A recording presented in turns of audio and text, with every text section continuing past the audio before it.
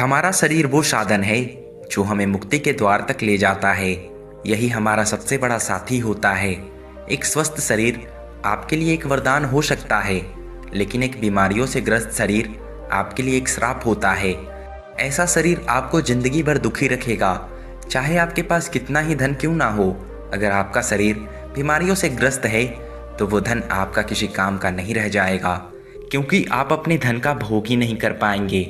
एक सन्यासी अपने शिष्यों को इसी प्रकार के उपदेश दे रहे थे।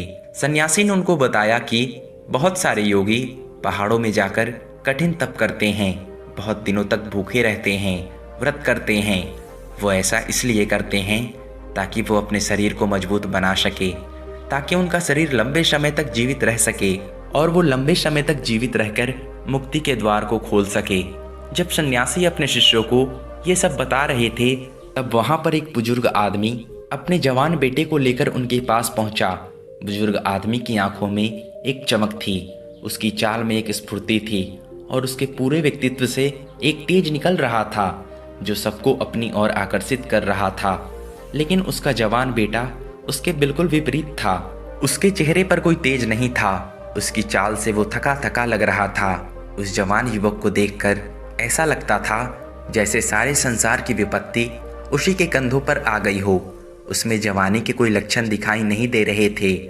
वो ऐसा प्रतीत हो रहा था जैसे जवानी में ही उसे बुढ़ापा आ गया हो। आश्रम के शिष्यों की तरफ बिना कोई ध्यान दिए वो बुजुर्ग आदमी अपने बेटे को लेकर उस सन्यासी के पास पहुंच गया। उन्होंने सन्यासी से हाथ जोड़कर याचना की कि आजकल के युवा बच्चे में कोई तेज नहीं बचा है, सब में बुढ़ापा पहले से ही आ गया है। लेकिन अगर मैं अपनी बात करूं तो आज बुढ़ापे में भी मुझे कोई बीमारी नहीं है, मैं बिल्कुल स्वस्थ हूं। लेकिन जब मैं अपने बेटे की तरफ देखता हूं तो मेरा दिल दुखी हो जाता है, क्योंकि ये अपने पिता से पहले ही बूढ़ा होने लगा है और एक पिता के लिए इससे ज़्यादा दुख की बात क्या हो सकती है।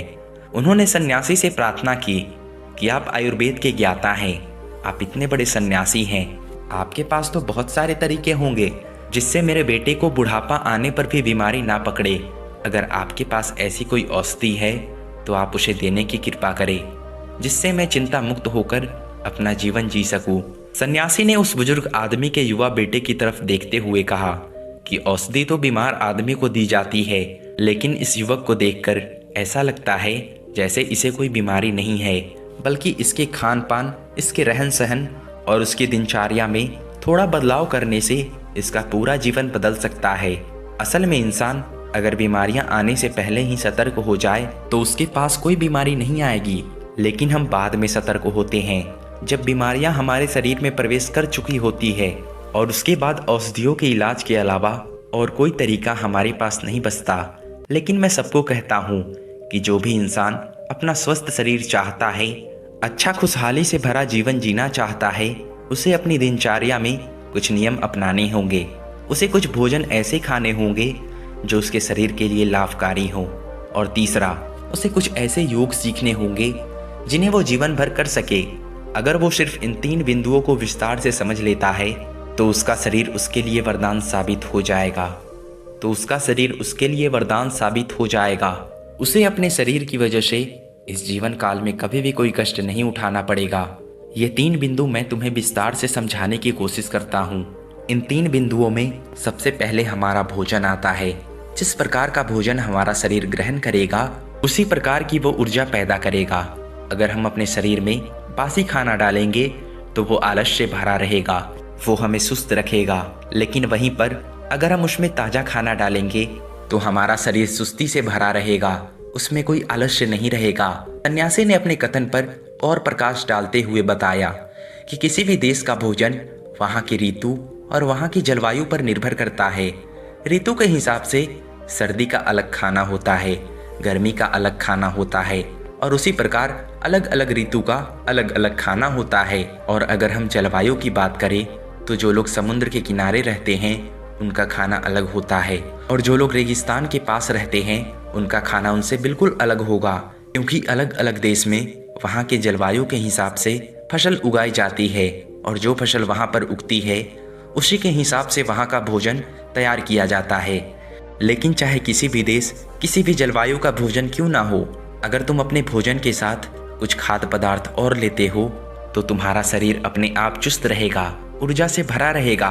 उदाहरण के लिए मैं तुम्हें बताना चाहता हूँ कि खाने के साथ गाय का देसी घी बहुत ही लाभकारी होता है, लेकिन ज़रूरत से ज़्यादा घी खाना भी नुकसानदायक हो सकता है। इसलिए जब भी आप अपने सुबह या फिर रात्रि का भोजन करें तो उसके साथ 2 से 5 चम्मच देसी घी का सेवन अवश्य करें। इससे आपके शरीर के जोड़ों के अंदर वो घी पहुंचता है, जिससे आपके जोड़ उम्र बढ़ने पर भी अच्छी तरह काम करते रहते हैं। तुमने बहुत सारे लोगों को देखा होगा जिनके घुटने में दर्द रहता है, जिनके हाथ में दर्द रहता है। यह बीमारी तभी होता है जब हमारे शरीर में पर्याप्त मात्रा में तेल नहीं पहुंचता। तेल यानी कि देसी घी। देसी घी हमारे शरीर के लिए सबसे ज़्यादा लाभकारी होता है। इसके बाद रात के खाने के बाद गाय का दूध अवश्य पिए। गाय का दूध भैंस के दूध से ज़्यादा बेहतर होता है, क्योंकि गाय के दूध से हमारा दिमाग तेजी से काम करता है, उसकी कार्य करने की क्षमता बढ़ जाती है, शरीर में चुस्ती भरी रहती है। इसके बाद सन्यासी ने आगे बताया कि सुबह सुबह तुम्हें पेट भर के खाना खाना चाहिए, क्योंकि वो खाना दिन भर काम करने से हजम हो जाता है। लेकिन अगर रात में भरपेट खाना खाते हो तो हमारा शरीर नींद में जाने के बाद उस खाना को अच्छी तरह से हजम नहीं कर पाता, और इसी वजह से कुछ लोगों के पेट सुबह सुबह अच्छे से साफ नहीं हो पाते। और जब पेट अच्छे से साफ नहीं होता तो उसी से बहुत सारी बीमारियों का जन्म होता है। इसलिए रात में हल्का भोजन खाएं और खाने के बाद थोड़ी सी मिठाई अवश्य खाएं, क्योंकि खाने के बाद थोड़ा मीठा खाने से हमारी पाचन क्रिया तेज हो जाती है और उसके बाद हमारा खाना जल्दी हजम हो जाता है। इसके अलावा बासी भोजन कभी ना खाएं।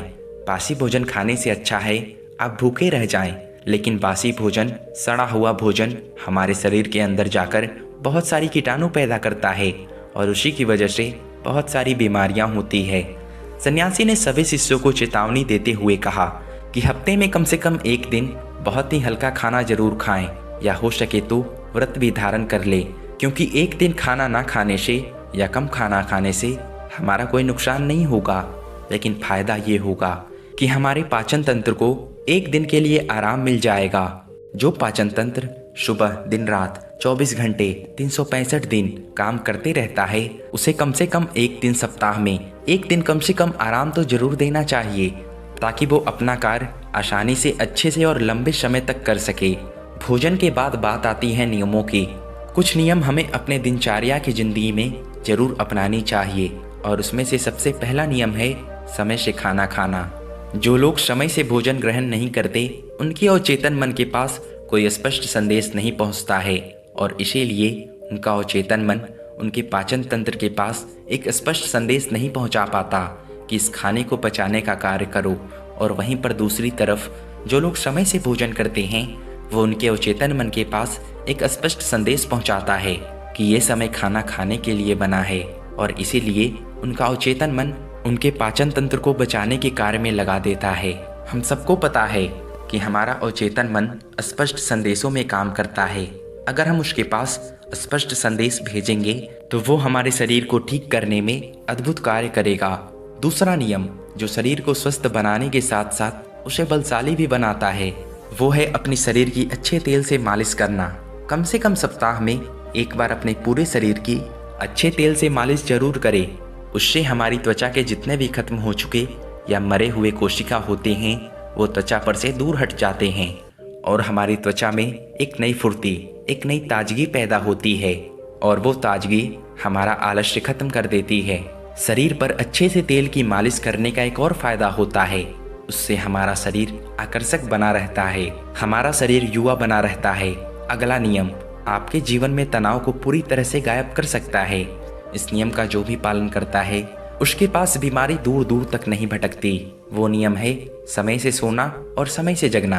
आपको ये नियम बड़ा ही साधारण सा लगा होगा। आपको ये लग रहा होगा कि इस नियम के बारे में तो हम सब जानते हैं, लेकिन अगर आप समय से सोने और समय से जगने के अद्भुत फायदे अगर जान लेंगे तो विश्वास कीजिए आप अपने ही इस नियम का अनुसरण करने लग जाएंगे। उसके बाद अगला नियम बताते हुए सन्यासी ने बुजुर्ग आदमी को सावधान करते हुए बताया कि अगर कोई आदमी अपने परिवार और अपने बच्चे के साथ समय व्यतीत नहीं करता तो वो तनाव से ग्रस्त हो जाता है। घर में सुख शांति रहती है तो मन खुश रहता है। सभी परिवार के जन, सभी परिवार के लोग भी खुश रहते हैं और इसीलिए परिवार के पास कोई भी नकारात्मक ऊर्जा पास में नहीं आती और उसके बाद आपका परिवार, आपकी बच्ची और आप तंदुरुस्ती भरा जीवन जी सकते हैं। कुछ लोग काम ज़्यादा होने की वजह से अपने परिवार और अपने बच्चों के साथ ज़्यादा समय नहीं बिता पाते। ऐसे लोग अगर रोज़ समय अपने परिवार को नहीं दे सकते तो कम से कम कुछ दिन, कुछ महीनों के लिए उन्हें कहीं घूमने के लिए ज़रूर लेकर जाएं। आप अपने परिवार के साथ जितना वक्त बिताएंगे उतनी ही नज़दीकियाँ आपके परिवार के साथ आपकी बनेगी और उसके बाद आपके मन से तनाव गायब हो जाएगा। इसके बाद सन्यासी ने बताया कि ये तो तुम सब जानते हो कि व्यायाम करना हमारे शरीर के लिए कितना लाभकारी होता है।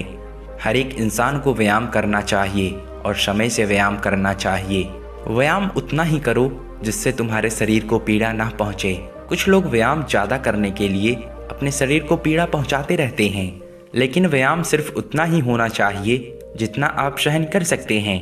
अपनी सीमाओं के परे जाना, अपने शरीर को पीड़ा पहुँचाना आपको थका देगा और थकने के बाद आपके अंदर आलस्य भर जाएगा और उसके बाद आपका कोई काम करने का मन नहीं करेगा। इसलिए अपने आप को इतना मत थकाओ कि आप अपना काम भी ना कर पाओ। और व्यायाम करने के साथ साथ एक नियम और अपनाना चाहिए और वो नियम है ध्यान का नियम। ध्यान करने से हमारा दिमाग और हमारा मन एकाग्र होना सीखता है, वो विचारों से मुक्त हो जाता है और जब दिमाग और हमारा मन विचारों से मुक्त हो जाता है तो शरीर से तनाव चला जाता है, क्योंकि विचार ही तनाव का असली कारण होते हैं। जो लोग समझदार हैं वो जानते हैं कि विचार ही हमें दुख पहुंचाते हैं और विचार ही हमारे तनाव का असली कारण होते हैं। इसलिए लोग शून्यता में जाने के लिए ध्यान करते हैं। लेकिन अगर आप भी रोज़ ध्यान करते हैं तो इससे आप विचार रहित तो होंगे ही साथ आपके चेहरे का तेज बढ़ेगा और आपकी इंद्रियां यानी कि आँख, नाक, कान, त्वचा और मस्तिष्क अच्छी तरह से कार्य कर पाएंगे। भोजन और नियम के बारे में विस्तार से बताने के बाद सन्यासी ने योग का रहस्य खोलना शुरू किया। उन्होंने सभी को बताया कि कुछ योग ऐसे होते हैं जो हम अपना काम करते करते अभ्यास कर सकते हैं और उनका अभ्यास करने से हमें चमत्कारिक फायदे मिलते हैं। एक योग जो सबसे ज़्यादा लाभकारी होता है और जिसे करने के लिए अलग से समय निकालना नहीं पड़ता, आप कोई भी काम करते हुए उस योग को कर सकते हैं और वो योग है गहरी सांसें लेना। जब भी आप सांस लेते हैं तो अपनी नाभि से सांस लेने की कोशिश करें। सिर्फ छाती में सांस भरकर या अपने कंठ में सांस भरकर ना छोड़े, नाभि तक सांस को जाने दे और नाभि से ही सांस को आने दे। उसके बाद आप अपनी सांसों के साथ एक संबंध स्थापित कर लेंगे। जीवन का रहस्य ही सांसों में छुपा हुआ है और जितनी गहरी आपकी सांसें होगी उतना ही गहरा आपका ध्यान होगा। और ये योग हम कोई भी कार्य करते हुए कर सकते हैं। मान लीजिए कि आप कोई भी काम कर रहे हो तो उसमें गहरी सांस लेने में आपको कोई भी अड़चन नहीं आनी चाहिए। उसके बाद अगला योग समझाते हुए सन्यासी ने बताया कि जब भी तुम सोने के लिए जाते हो तो हमेशा याद रखना कि तुम योग निंद्रा में जाकर नींद ले सको, क्योंकि योग निंद्रा की नींद अगली सुबह तुम्हारे लिए ताजगी भरी लेकर आएगी। आखिरी योग बताते हुए सन्यासी ने बताया कि एक योग जिसके लिए तुम्हें अपना थोड़ा सा समय देना होगा, लेकिन थोड़े से समय के बदले उससे फायदे बहुत लंबे होंगे। वो योग है अपनी इंद्रियों के लिए योग। तुम्हारी इंद्रियां जो होती है वो जिंदगी भर तुम्हारा साथ निभाती है। तुम्हारी आंखें देखने का काम करते हैं, तुम्हारे कान सुनने का काम करते हैं। उसी प्रकार हर एक इंद्रियां अपना कार्य अलग अलग भिन्न भिन्न रूप में करती है, लेकिन समय के साथ साथ जैसे जैसे इंसान की उम्र बढ़ती है इन इंद्रियों की शक्ति कम होने लग जाती है। इसलिए इंसान को ऐसे योग करते रहना चाहिए जिससे उनकी इंद्रियां कभी भी कमजोर ना पड़े। उदाहरण के लिए आंखों की शक्ति बढ़ाने के लिए त्राटक ध्यान का प्रयोग किया जा सकता है और कानों की शक्ति बढ़ाने के लिए कानों से सुनने का अभ्यास किया जा सकता है। सिर्फ हमें अपनी अलग अलग इंद्रियों पर अलग अलग समय पर अपना ध्यान केंद्रित करना है। जैसे कि हम खाली बैठे हुए सिर्फ सुनने पर ध्यान लगा रहे हैं, हमारे कानों में हर प्रकार की ध्वनि प्रवेश कर रही है, हमारा पूरा ध्यान सिर्फ सुनने पर लगा हुआ है। इस ध्यान को सिर्फ कुछ पलों तक करने के बाद आपको खुद ही महसूस हो जाएगा कि वो इंद्रियां आपकी अच्छी तरह से काम करने लग गई है। इसलिए ये भोजन, नियम और आखिर में ये योग आपके जीवन को बदल सकते हैं। बुढ़ापे तक आपके पास कोई भी बीमारी नहीं आएगी उसके बाद सन्यासी ने सभी को वहां से प्रस्थान करने के लिए कहा और खुद आयुर्वेद की औषधियां बनाने में लीन हो गए।